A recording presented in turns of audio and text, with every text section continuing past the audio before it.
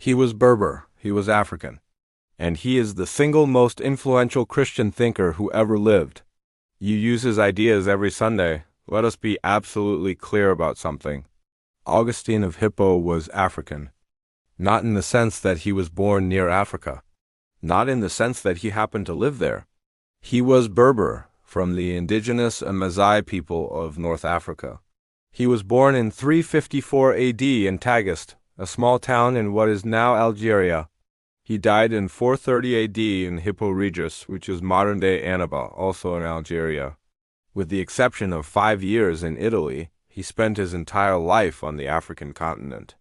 All his greatest works, the Confessions, the City of God, his hundreds of sermons and thousands of letters, were written in Africa. He was not a Romang who happened to be stationed in Africa. He was an African who happened to speak Latin. Augustine's life is a story of extraordinary restlessness resolved by extraordinary grace. He was brilliant from childhood and knew it. He was drawn to pleasure. He famously prayed, "Lord, make me chaste, but not yet." He explored Manichaean religion for nearly a decade. He lived with a woman for 15 years outside of formal marriage and fathered a son he loved deeply. He was not a simple man.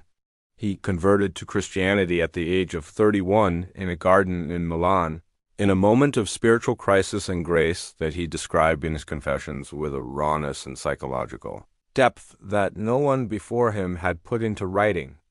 That book, The Confessions, became the first true autobiography in Western literature.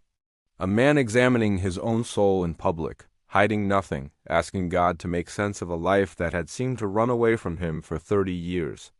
It is still read today, across the world, in universities, in monasteries, in prisons, in churches. After his conversion, Augustine returned to Africa. He sold his inheritance and gave the money to the poor. He became a priest, against his will, chosen by the congregation of Hippo, who physically surrounded him and compelled him to accept ordination. He became their bishop in 395 AD, and then he wrote on grace, arguing that human beings cannot save themselves and that God's mercy is not earned but given. This became the foundation of Protestant theology over 1,000 years later, when Luther and Calvin drew directly from Augustine.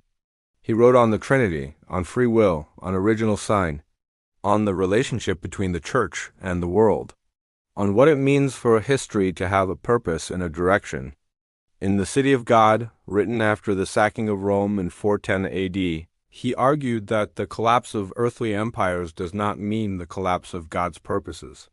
That history is moving somewhere. That the city of God outlasts every city of man. Every major tradition of Western Christianity carries Augustine's fingerprints. Catholic theology, Protestant theology. The way Christians talk about grace, sin, salvation, and history, all of it runs through a Berber man from Algeria, an African bishop, writing in a small coastal city on the North African shore. The world has never fully recovered from the depth of what he thought, and it is Africa's gift to humanity. That is the story of Week 2. 7 African scholars, bishops, martyrs, and mothers, from Carthage to Alexandria to Tagaste, who between them built the intellectual and spiritual architecture of a faith that now has over 2 billion followers on earth. They did not receive Christianity from Europe. They helped build it from Africa.